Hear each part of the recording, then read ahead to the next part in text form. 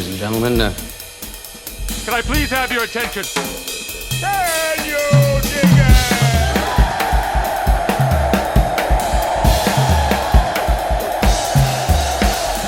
Greetings, dear listeners. This is Jonah Goldberg, host of the Ruminant podcast, brought to you by the Dispatch and Dispatch Media. That's thunder in the background, if you hadn't guessed. I tried to record a podcast earlier, and my computer crashed, and anyway, so I'm going to try and keep this short and sweet, in part because I also have no idea what to talk about.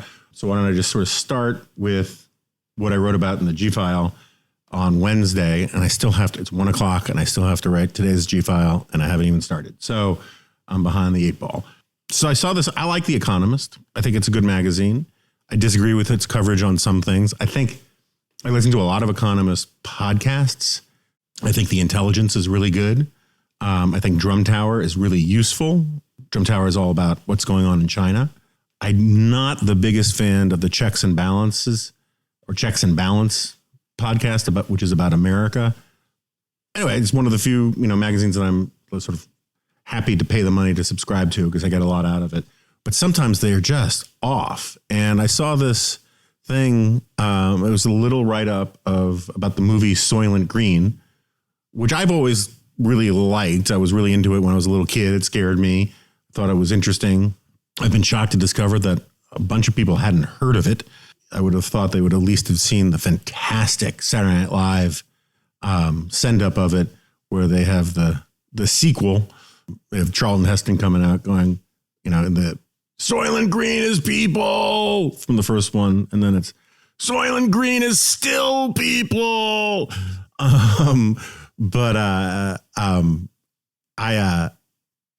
Anyway, so there's this write-up about it, and which it came out 50 years ago, and it was supposed to be set in the year 2022. The Economist, particularly the tweet, which is how I first saw it, Economist was promoting the movie as eerily accurate or eerily prophetic about what the future was going to be like. I just think it was just gobsmacking nonsense. I mean, for those of you who don't know, spoiler alert, Soylent Green was a movie that played into fear of overpopulation. It was based on a book called Make Room, Make Room. Like, it's set in 2022 where, the government is essentially failing. Everything's run by cabals of oligarch type people. Even the most basic foods like apples or tomatoes are considered exorbitant luxuries. People, don't eat meat anymore. They mostly eat these weird protein crackers. New York City has a population of 40 million people, and like half of them are unemployed. And everyone is sleeping in hallways and crowded into every nook and cranny of life.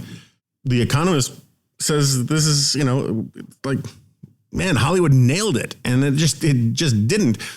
Leading with the fact that the whole point is, first of all, that overpopulation, is this huge drain on resources. The last 50 years have proved that's actually just not true. We went through the whole peak oil craze. There's no peak oil.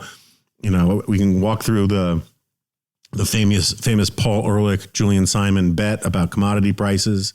America and the world have gotten richer and more prosperous. There's more food. Countries and governments and policymakers are all more worried about declining birth rates than they are about overpopulation. We're on course in the next, I think it's 15, 20 years to start seeing major declines in global population. And I suspect that we're going to hit it sooner than people think. That premise about the movie is wrong. And so is this major dramatic part of it, which is that resources have been cut out, have been so depleted that humanity has been forced to eat people. And the way they kill people to eat them in Soylent Green is at least part of the way they do it is life is so miserable and terrible that people show up at these massive euthanasia clinics where they get to watch some music, watch some videos with some nice classical music about deer running around in the fields, and then they're put to sleep, and then they're turned into crackers. And how you can watch this movie and say, man, it was just so prophetic, is just beyond me. But it turns out a lot of people have written the same piece. I think it really is a sort of a fascinating Rorschach test about how people see the world that they live in. Because if you can watch a movie like Soylent Green and say, wow, it's just like today, or this is what, the next 10 years are going to look like or whatever, then you're seeing the world through a prism that explains why you might think Greta Thunberg is a really important and vital character, or why you might think it's essential that that activists throw paint on paintings and stop traffic and all this kind of stuff. And I'm not saying that climate change isn't a problem, but first of all, Soylent Green wasn't about climate change. I know it's hot then, but that wasn't the reason why summer lasted all year long. And summer doesn't last all year long now, and it's not going to at any point in our future, in all likelihood. But I just think there's a apocalyptic dystopian mindset that is really one of the big conflict, as Thomas Sowell might put it, one of the big conflicts of visions in contemporary life. And I don't get it. I get that it exists. I just don't, seeing the world that way must be so depressing and dispiriting and exhausting. And yet clearly a lot of people do.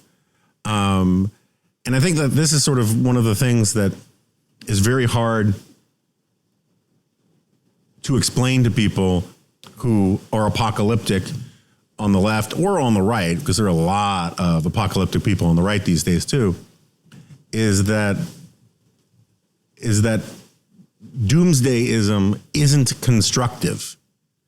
Catastrophization isn't constructive. I get into this argument every now and then on Twitter with people because I just cannot stand the way Reuters and the New York Times and a lot of major outlets, they cover Greta Thunberg as if she's a real newsmaker, like a policymaker, like someone whose opinion really matters, right?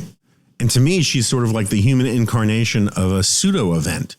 Daniel Boorstin, one of my favorite historians and intellectuals, he coined the term pseudo event a long time ago.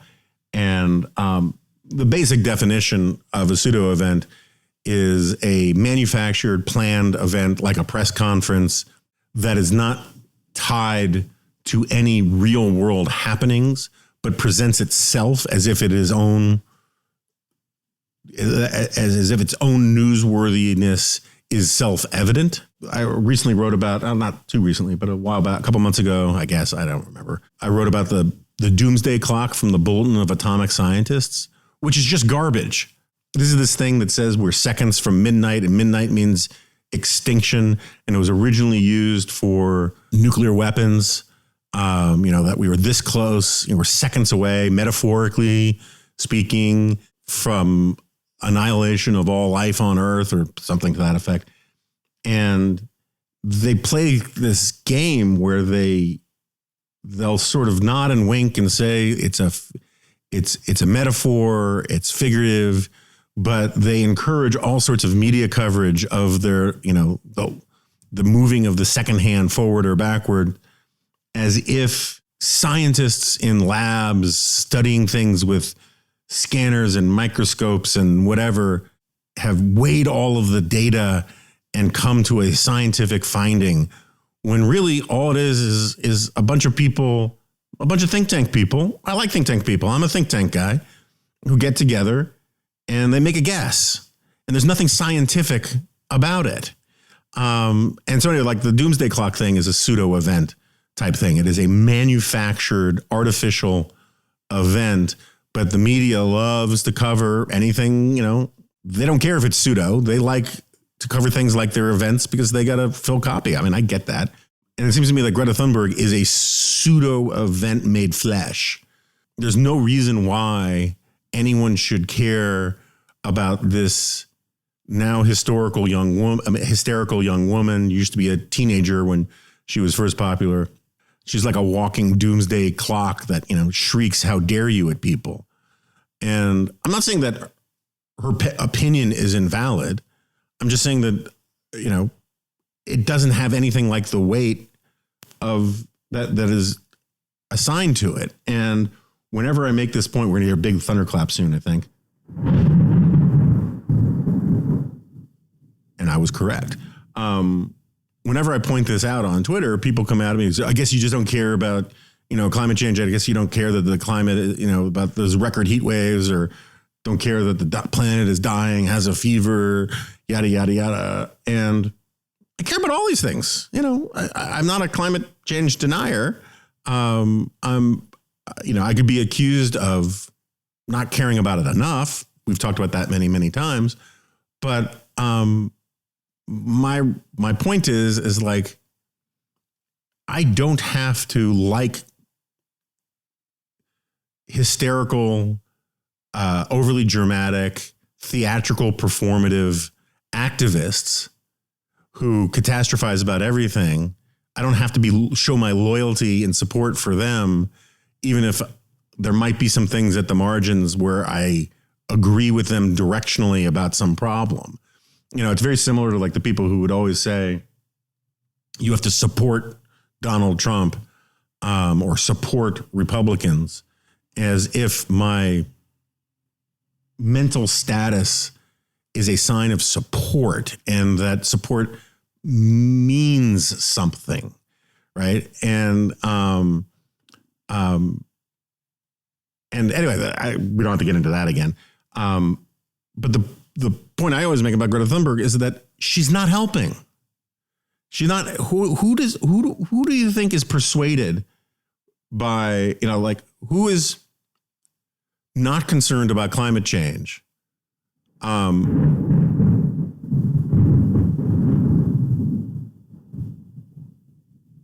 Sorry, I just love thunder. Who's not persuaded by climate change? Who will be persuaded by Greta Thunberg shrieking at you about how you should be ashamed and how old people need to get out of the way and we need to stop using all fossil fuels immediately and all this kind of stuff? Who does that persuade? Right? I mean, the only people who invest any importance in what she says are people who already agree with her. If you think that you need to move public opinion on something, she's exactly the wrong kind of, sort of haranguing, finger wagging shrieker that makes things worse. And, and this is one of these things that applies to so much of public debate and public discourse. When you phrase things like, many different Democratic politicians have hurt the cause in fighting climate change by making crazy, outlandish predictions. I just saw a clip recently of John Kerry from I think 2018 or something like that, talking about how in 5 years there'll be no Arctic ice. I don't mind, people warning about melting ice and all that kind of stuff. But, when you make these outsized predictions, and as an idea, with the idea in mind of raising awareness and raising consciousness and mobilizing action, they never seem to think about what it does to your credibility when 5 years goes by and none of these things have happened. How many times Al Gore said we only have 5 years to stop climate change and that, we're going to lose, the ice caps are going to melt or the oceans are going to rise X number of feet or all these kinds of things. And that kind of Chicken Littleism doesn't help because it gives people who want psychological permission to ignore the issue entirely. It says, well, no, they were wrong about this. They were wrong about that. They were wrong about these other things. They've been saying this stuff all the time and it never seems to happen. So why should I believe them now? I just think that so much of our politics and media is self-indulgent this way. It's people saying stuff to make themselves the hero in their own stories or to make their own lives seem more dramatic. You'll see every now and then someone say, this is the worst time ever for transgender people. And some people are doing, unpleasant, unkind things to transgender people, and they shouldn't do that. But this is also the greatest time in I don't know about human history, but in American history, to be transgender. It's never been more accepted, more celebrated, more rewarded culturally than it is at this moment. But I think part of the appeal of one of the reasons why it gets that kind of positive attention is that people want to cast themselves as the modern day equivalent of, freedom writers and civil rights activists. And they want to be, and so they have to claim that society is oppressive and that they're therefore being heroic by standing up to all of this stuff. And I just kind of wish people could just look around at this country and at our society and say, these things are problems. They're not a crisis.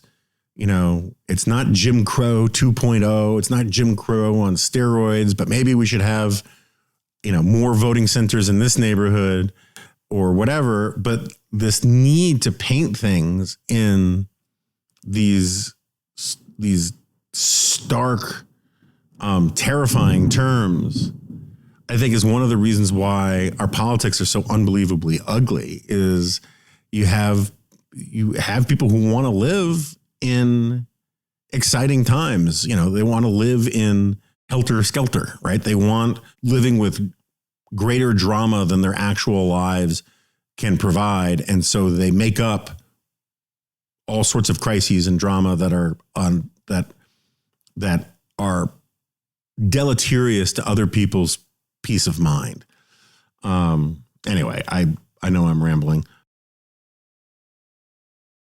Oh, so I know most people come here to this podcast for my theater reviews. So I don't want to disappoint anybody. When we were in London, our flight was canceled, so we had an extra day. And my daughter and my wife really wanted to go to the theater. I like going to the theater too.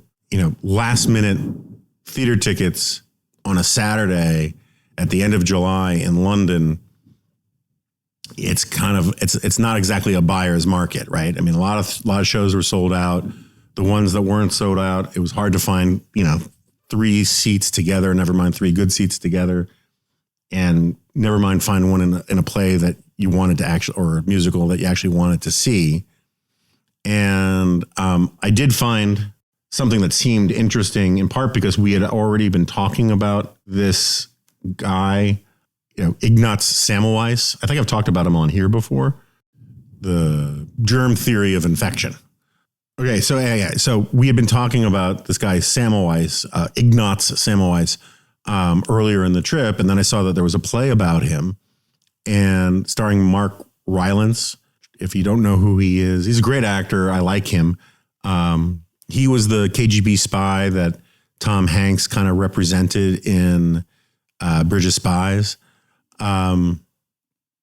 Anyway, he plays the Semmelweis guy, and Semmelweis, I've seen it said that he sort of was the guy who discovered the germ theory of infection, which I always have a bit of a problem with because it feels to me like a tradition of cleanliness had emerged earlier or whatever, but it kind of got forgotten at least. And it's a terrifying, terrible story about how these, at the biggest hospital in Vienna, which I think was the biggest hospital in the world, the best hospital in the world at the time. It was at the beginning of this sort of revolution in science where autopsies were seen as more and more important, and they were trying to do, try to get the root causes of where disease comes from by actually studying dead bodies. And so these doctors would, be sticking their hands inside of dead bodies, in not exactly air-conditioned or, refrigerated situations or conditions. And then they would go about doing their medicine, and including these obstetricians who were not washing their hands after working at doing autopsies and then delivering babies. And you can just imagine how easy it was to spread infection. And the Semmelweis guy is the guy who was a major pioneer in questioning this and pushing doctors to disinfect their hands, basically just to wash their hands with chlorine or whatever, and also wash bed sheets and all these kinds of things. It's one of these really famous case studies in how difficult it is to change scientific paradigms. He was vilified for this. Doctors didn't believe it. They thought it was crazy. I think it was Megan McArdle did a really good conversation about this with Russ Roberts a while back on Econ Talk. Part of it was that they didn't want, part of the psychological phenomenon was that these doctors didn't want to entertain the notion that they've been killing people, and that they've been wrong about so much. Part of it was just sort of, we've been doing things a certain way and, blah, blah, blah, blah, blah. Part of it was, just not believing that something you can't see would cause these infections. I mean, there's a whole bunch of reasons. Anyway, Semmelweis's life ended badly. And I remember part of the point that Megan and Russ were making about it is that it's sort of a double-edged sword. On the one hand, you kind of got to be a bit of a jerk, a stubborn kind of jerk to question the established norms and push for reforms when nobody wants them. You gotta have to be a little abrasive, right? You need one of those weird, incongruous personalities. The problem is the people with those kinds of personalities are the least persuasive to change people's minds.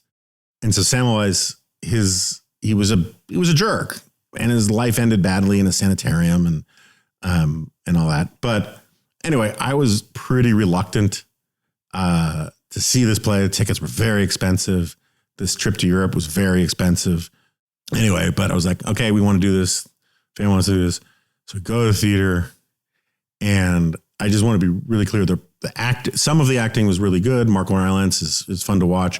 It kind of felt rushed in the sense that it wasn't clear to me that everybody remembered their lines, and that sometimes people were just sort of winging it for their lines and repeating things. The running time was supposed to be 2 hours. It ran way long, and the theater was hot and not air conditioned. And the story is just incredibly depressing, right? It's mothers not wanting to go into the doctor's ward at the hospital because they hear that babies and mothers die there, because they get infections. It's everyone feeling guilty. It's lots of stuff about autopsies. There's really no kind of like lighthearted subplot kind of thing. They tried and failed, I thought. And it's just depressing. And at times it's like super didactic, with them sort of just speaking, just almost declaring, these are the lessons you should take from this kind of thing. And it was just a miserable experience. So my wife liked it, okay. My daughter was on my side about it. The lady I was sitting next to at the theater didn't like it. It's not a great topic for a 2.5 hour long play, because you know where it's going.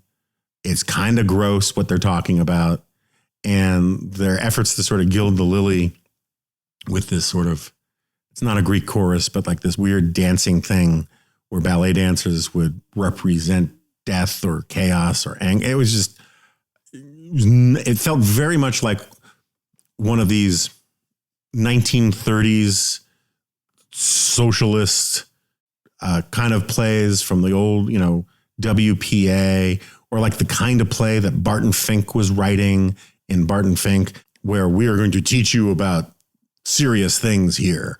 And truly did not enjoy myself. So I figured I would tell you. Now, I'm sure I'm going to hear from someone who says they love the play, and that's fine. I'm not a big theater guy. I'm not an expert in theater. I do enjoy going, but man, it was just not since Long Day's Journey into Night have I been to such a depressing play. I guess we should talk about the indictment stuff. I thought I had a good discussion with Sarah Isger about the indictments, and then we talked about it on the Dispatch podcast as well. So I'm not going to dwell on it too much. I went on a bit of a tirade with Sarah in that it bothers me enormously how many people, and I'm not going to like name names and all that kind of stuff, but like the number of people who were kind of lukewarm and sort of meh about the January 6th impeachment, who are now saying, well, obviously we should have impeached him for it and convicted him back then, but this doesn't belong in a court of law. There was a lot of people saying, these are questions for a court of law, not for impeachment. And I think this is just another, it's not even another example. It's just another reminder of how much our elites are screwing up the country. And I'm not saying this is a populist thing because I'm not a populist. I just mean that the people who are supposed to be the trustees, we've talked about it a bunch before, the differences between representative leadership and trustee leadership. I'm big into the trustee model, right? The small r Republican model, which says that sure, leaders can be elected, but that doesn't make them sort of just simply vessels for whatever the voters want. They should have the voters' interests in mind, but they should have an idea about what is best for the long-term interests of the country as well. And not just the country, of the Republican Party, if they're Republicans, of the Democratic Party, if they're Democrats, of the Senate, if they're senators, of the House, if they're House members. People should be in their institutions and be zealous guardians of the interests of the country.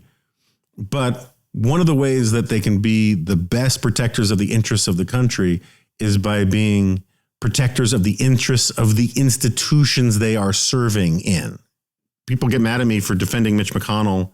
I remain mostly a McConnell defender, in part just because I think he's one of the only grown-ups in the government and who's never had any desire to run for president. He just wanted to be Senate Majority Leader, and he wanted to run the Senate, and he's an institutionalist.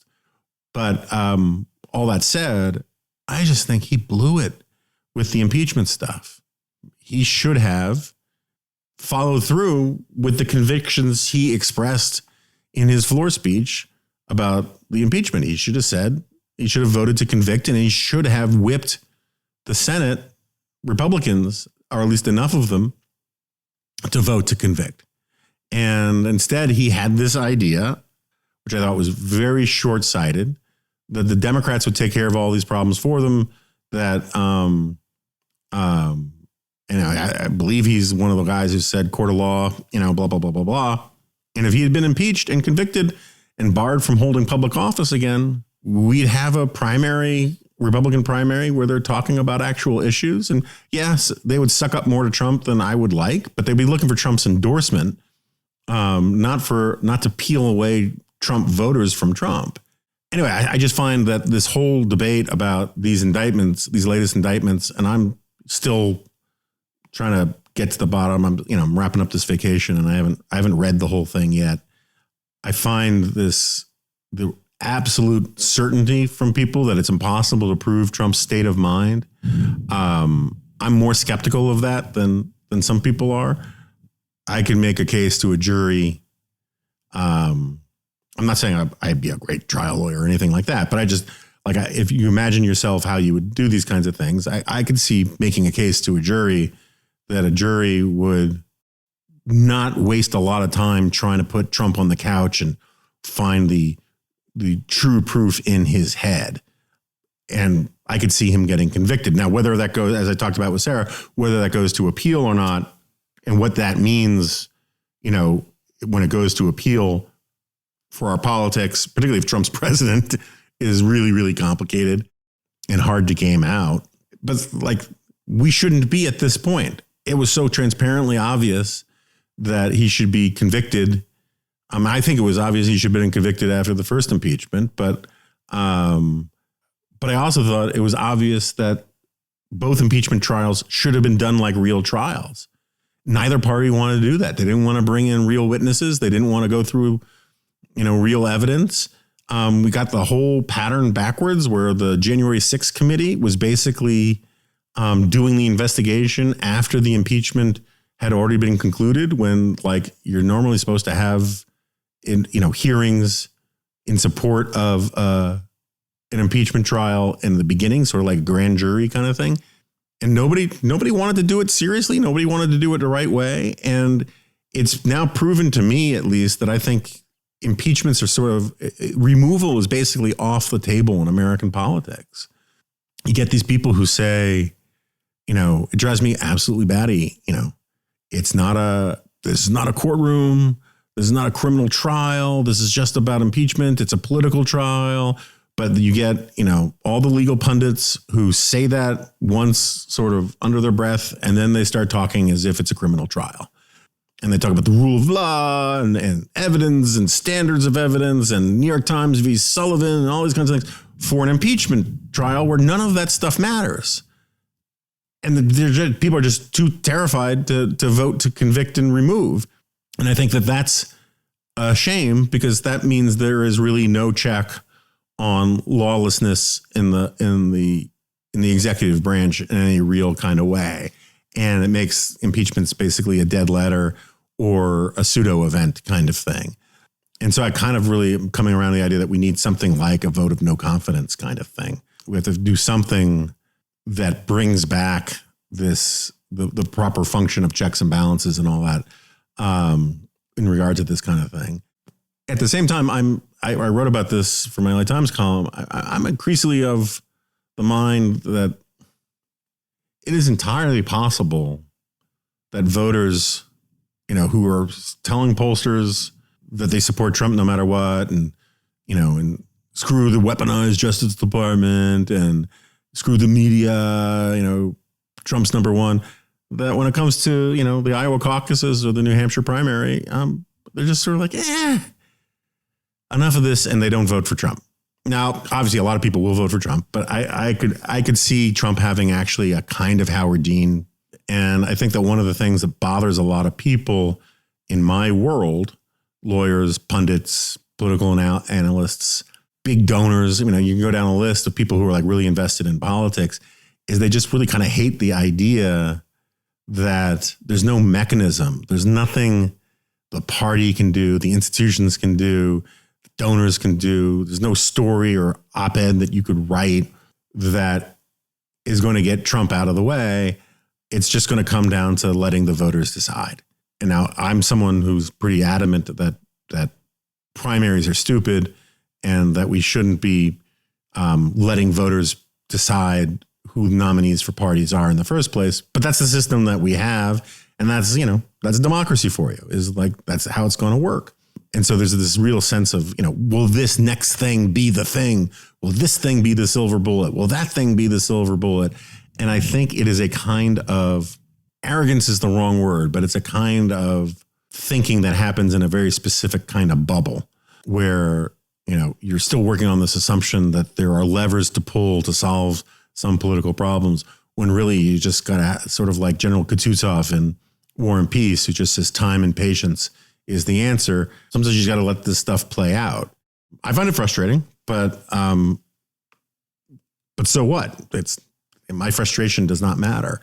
And, but just as a raw cephalogical punditry, cephalogical means the study of elections, comes from the ancient Greece where they would vote with stones. Ceph means stone. So it's the study of like vote casting. In the last 50 years, I don't think anybody has won both the Iowa caucuses and the New Hampshire primary. There is a pretty well-established record of contrarianism among those voters. And New Hampshire doesn't like to ratify what Iowa's going to do, and Iowa doesn't like to ratify what it thinks New Hampshire is going to do. And so if Trump wins in Iowa, I would suspect that he doesn't win in New Hampshire. If he doesn't win in either, I think the whole thing starts to unravel really, really quickly, because one of the things that Trump has going for him is the widespread belief that like he's inevitable, he's unstoppable.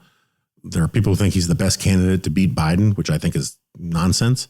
If he shows real vulnerability, because voters just sort of change their mind, you could see, I'm not even sure it would be DeSantis. I might still win some of my bet about how it's not going to be DeSantis, Trump, or Biden in the general election. But the thing is just we won't know until votes are cast. It's certainly, these indictments aren't weakening Trump politically. It's been very good for Trump. That is not an argument for or against the indictments per se, except for maybe the Bragg one, which I think was just garbage. But it's because if he committed crimes, he should be indicted and charged with them, and prosecuted for them. And I think he committed crimes. I think that the January 6th stuff is going to be harder to prove than the Mar-a-Lago stuff because I have the documents, the mishandling document stuff. I've seen no argument, no plausible hypothetical that makes a case that Trump is actually innocent of the charges, right? I mean, his defenders don't make those kinds of claims. They either make up out of whole cloth, irrelevant legal arguments, but they don't deny the underlying facts, or they just say, who cares? But Trump's guilty of that stuff as far as I'm concerned. Yes. If we're supposed to say alleged and all that kind of stuff, but I think those cases are open and shut. But they also could take a very long time. I saw this thing. I haven't read up on it much about Gavin Newsom debating DeSantis. I think, and I guess Hannity's going to be the moderator. So I don't know if this is a thing on a show or something more formal, but I think it's a great idea for DeSantis, and I think it's a great idea for Newsom. But I would not be surprised if Newsom win. I think DeSantis has better facts about whose state's model is better, Florida versus California kind of thing. I'm on Team DeSantis on the facts of those kinds of things and the arguments, but it would not surprise me if Newsom wins the actual debate on sort of style, because he's been more impressive to me lately than I thought. I used to just think he had really important hair, but he did. I saw some of that stuff that he did with Hannity a while back, and it was good. I mean, I just mean this is politically astute and well executed, coming around to the idea that he's a better politician than I thought he was. And I'm also coming around the view that DeSantis is a worse politician than I thought he was. So I think it could be interesting. I think it is not good for Biden to have a substantive debate between two governors who are at least a generation younger than Biden. And I don't think it's good for Trump, right? It's a good idea for DeSantis and for Newsom and for the country. I would like to see a lot more of that kind of stuff. On the Hunter Biden stuff, I don't have much new to add since the last time we talked about this. It's every day. It's obvious what a sleazeball Hunter is. I think it is clearly obvious to me that Joe Biden has lied or misled people about his knowledge of and involvement in Hunter's doings. And I don't think that's even like a contestable point at this point, because the White House's own talking points have shifted. They've moved the goalposts because they have to take account of the fact that the stuff that Biden used to say about having no knowledge is now just not tenable on the facts, at least. They have to think it's not tenable because they're changing their story. I would still be very surprised if Biden straight up took a bribe, just took a bunch of cash. It does seem entirely plausible to me that Hunter was selling what do they call it? The illusion of access. That Hunter was pretending that his dad was all read in on this stuff and was getting his back, and that Biden, his dad, in fact, wasn't. It is possible that Joe knew that Hunter was doing this and made it easier for Hunter to spin and lie. But if, in fact, there was actual money, actual fee-for-service bribe to Joe Biden when he was vice president, then he has to resign from office, immediately, and he needs to be impeached. I just don't see how that's avoidable in any way. But we're a long way from that being proven. I think that the way the Republicans talk about this stuff is not great. I mean, it depends on the Republican, but this guy, what's his name, Comer, he reads way too much of his stage direction and gets way out ahead of things all the time. But it's serious and it's real, and I think it's breaking through in way. And again, I think it's because you can tell something is breaking through when the White House has to deal with something it clearly doesn't want to deal with, like addressing the existence of, this granddaughter. The White House would have liked to have not had to do that, but it did it. It's sort of like when Obama ultimately had to address his birth certificate. You have to, when the White House deals with the stuff that it doesn't want to deal with, it's a sign that they see it's breaking through somewhere to one extent or another. All right, I'm going to wrap this one up early. I apologize if this was contentless in your eyes. I'm a little under the weather. I was up very late last night, and I still got to write a G-file, and I'm sopping wet because I got caught in a rainstorm, and I was behind schedule on this thing. So next week, we're going to get back to normal. I'm looking forward to it. We finally got our power and our telephone working our internet working at the house. I keep getting asked about it. I don't have great answers for people about Zoe and Pippa. For those of you who don't know, and I'm sorry if you don't care, you can turn off now. So while we were gone in Europe, our dogs started getting really growly with each other. I want to be really clear. I blame Pippa almost entirely. Pippa, there's this thing that people call spaniel rage. I think she's getting it from time to time, but she gets much more territorial about her humans and her spaces than she used to.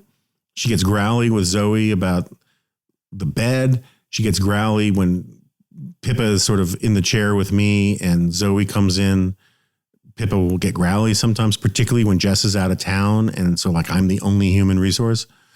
And apparently it happened when they were staying at our dog walker friend, Kirsten's house. They got really territorial about Kirsten, and Pippa started getting all growly with Zoe. And normally when this has been happening in the last year or so, Zoe just sort of turns the other cheek and shrugs and walks away. But she wouldn't back down, and she got growly back. And so the basic problem is that Pippa is writing checks her ass can't cash. And Zoe could really hurt Pippa if Pippa keeps getting up in Zoe's grill. We don't know what to do about it. We got some nice notes from people who were offered some suggestions. It didn't help that I had to leave town right after we got back from Europe. The reports from home were that it's not happening right now. So that's good. And there were a bunch of people who were concerned because we took the dogs to the vet. We're going with the new vet because we just got sick of the cost and the hassle of Friendship Animal Hospital, which has some good people in it. We always liked the specific vet that we dealt with there, but it was getting harder to get an appointment, and it's always packed and it's expensive as hell. And so we thought it's time to just try a new vet. So we took them in just sort of for their initial checkups, and things are looking okay. Both of them seem healthy, except Zoe may need to have some more teeth pulled because she's got some gum stuff going on, which I just hate the idea of doing. I like Zoe's smile. But other than that, we're just taking it one day at a time with the girls. And if any of you have some sort of constructive insight about this, because I've heard from people, these are not the first two dogs to start getting testy with each other later in life, but it's worrisome, and it makes it difficult to find people to, like, Kirsten couldn't have both of them at the same time, in part because she's walking other dogs and she's boarding other dogs, and she can't leave them alone if she thinks that they're going to get into a fight. And so we had to separate them. And fortunately, we had someone who was house sitting for us who could take Zoe, but it makes it difficult for us to contemplate, travel and at least travel without the dogs. So any advice would be welcome. So with that, I'm going to say farewell, so long, auf Wiedersehen, adieu.